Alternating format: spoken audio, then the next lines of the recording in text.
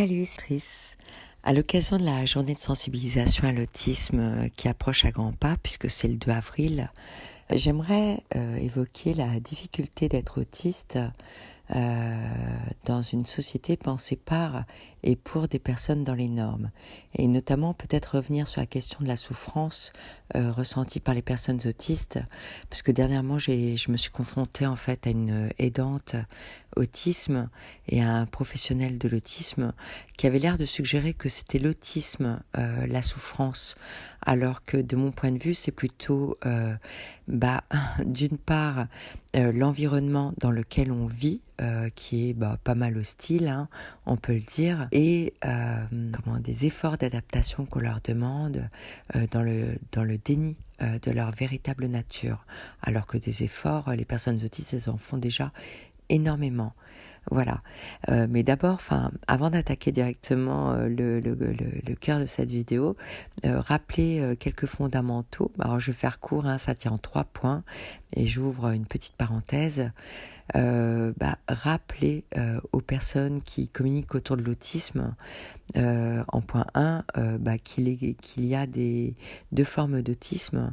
L'autisme avec déficience intellectuelle et l'autisme sans déficience intellectuelle, ou voire même avec une surefficience intellectuelle pour certains.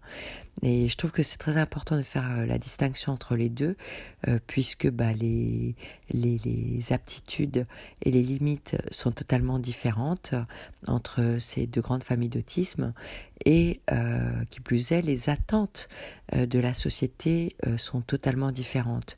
Donc je trouve que ce serait sympa à chaque fois qu'il est question d'autisme dans les médias, de ne pas hésiter à rappeler de quelle forme d'autisme on parle pour éviter les amalgames. Donc voilà pour le point 1. En point 2, rappeler qu'il y a autant d'autismes différents qu'il existe de personnes autistes dans le monde. Par exemple, il ne viendrait pas à l'idée des personnes autistes de dresser une définition des personnes dans les normes, d'exprimer tout ce qu'elles ressentent sur les personnes dans les normes, en suggérant que une personne dans les normes égale toutes les autres personnes dans les normes. C'est totalement et absolument faux. Il en va de même pour les personnes autistes. Donc voilà. Pour le point 3, faire un petit rappel de ce que sont les normes, puisque dernièrement j'ai encore entendu une personne dire que elle était normale. En fait, non. La normalité, c'est plutôt la diversité. Serait sympa de ne pas confondre normes avec normalité, sachant que les normes, c'est plutôt un conditionnement que l'on subit depuis l'enfance pour apprendre à devenir tel que les adultes souhaitent que l'on soit. Donc voilà. Ceci étant dit, revenir au sujet initial de cette vidéo, qui était, je le rappelle, la difficulté des personnes autistes à évoluer au sein d'une société pensée par et pour des personnes totalement différentes d'elles, tous les efforts que ça leur demande déjà naturellement. Alors quand en plus des aidants autisme suggèrent que ils veulent les aider dans le but de leur permettre de s'inclure dans la société, d'être inclus dans la société dite de l'inclusion, ça demande des efforts encore supplémentaires, puisque ce qui est attendu d'une personne autiste, ça va être concrètement de faire semblant de ne pas être autiste. Et ça, c'est ultra fatigant pour une personne autiste qui a déjà à subir pas mal de choses de par sa façon de capter le monde. Et ça semble totalement transparent pour les personnes dans les normes, j'ai l'impression, alors que les efforts sont bel et bien là. Voilà. Et c'est d'autant plus paradoxal qu'on suggère qu'on est dans une société inclusive, alors que la réalité, c'est que pour pouvoir être inclus, les autistes, on leur demande de faire semblant de ne pas l'être, de ne pas être autiste. Ce qui est totalement... ça n'a aucun sens, puisque de l'autre côté, on finance la recherche pour essayer de comprendre comment fonctionnent les personnes autistes. Donc, si à la fin c'est pour leur demander de faire semblant de ne pas l'être, je vois pas l'intérêt. Il me paraît plus facile de transformer la société pour intégrer toutes les diversités plutôt que d'imposer aux personnes neurodifférentes ou voire même toutes les autres personnes qui ne sont pas dans les normes, de s'adapter, en fait, de faire des efforts d'adaptation pour être inclus.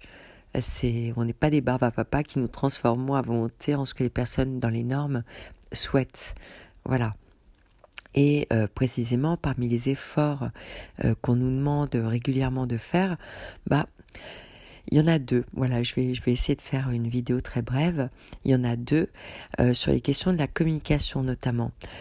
J'entends souvent les personnes suggérer que les personnes autistes ne savent pas communiquer et que par conséquent, on va les diriger vers des groupes d'habileté sociale. Alors moi-même j'en ai jamais fait, j'ai jamais participé à ces groupes d'habileté sociale, peut-être ça s'entend, j'en sais rien. Et comme j'en ai jamais fait, je me suis permis de chercher la définition, d'essayer de comprendre ce que c'était. Et j'ai trouvé, les groupes d'habileté sociale, c'est ce que l'on peut définir comme la capacité à être en relation avec les autres de façon adaptée. Donc quand on entend adapter, c'est adapté aux normes, toujours pareil. Et cela en fonction des circonstances qu'elles auront à vivre.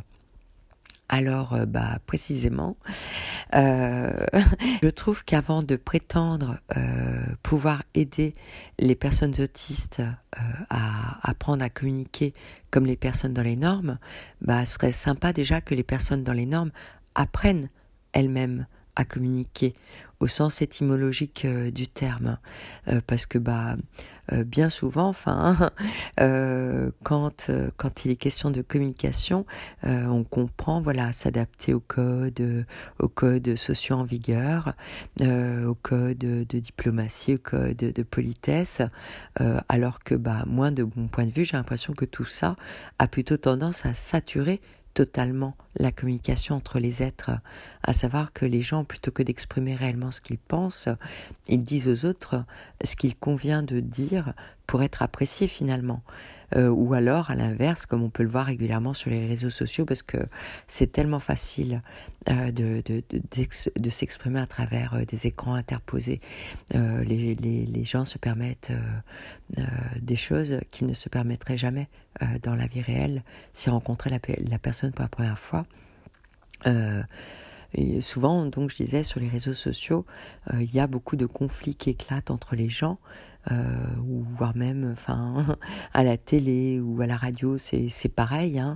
On voit, dès qu'il y a une personne qui est en désaccord avec une autre, ça vire tout de suite dans un espèce de tsunami émotionnel où il n'y a plus rien de rationnel qui est échangé entre les gens. Et moi, personnellement, ça a tendance à me bloquer. Je trouve ça totalement immature, en fait, comme réaction, de réagir émotionnellement. Personnellement, moi, ça me rend mutique. J'ai plus du tout envie de communiquer avec la personne parce que c'est pas très intéressant de communiquer de cette façon. Je peux comprendre que ça arrive, mais c'est un petit peu étendu. Donc voilà, rappeler qu'avant de prétendre apprendre aux personnes autistes à communiquer, serait bien que les personnes dans les normes nous montrent dans l'exemple, ou alors qu'elles cessent de dire que les personnes autistes ne savent pas communiquer, au choix. Voilà. Ensuite, dans ces groupes d'habileté sociale, on suggère en fait qu'on veut aider les personnes autistes à s'adapter, quelles que soient les circonstances. Si je reprends la définition des groupes d'habileté sociale, oui, sauf que lui faire semblant de ne pas entendre tout ce qu'elles perçoivent, les personnes autistes, c'est un petit peu surréaliste en fait. On se demande quel est l'objectif. Est-ce que le seul but c'est de pas trop égratigner les personnes dans les normes?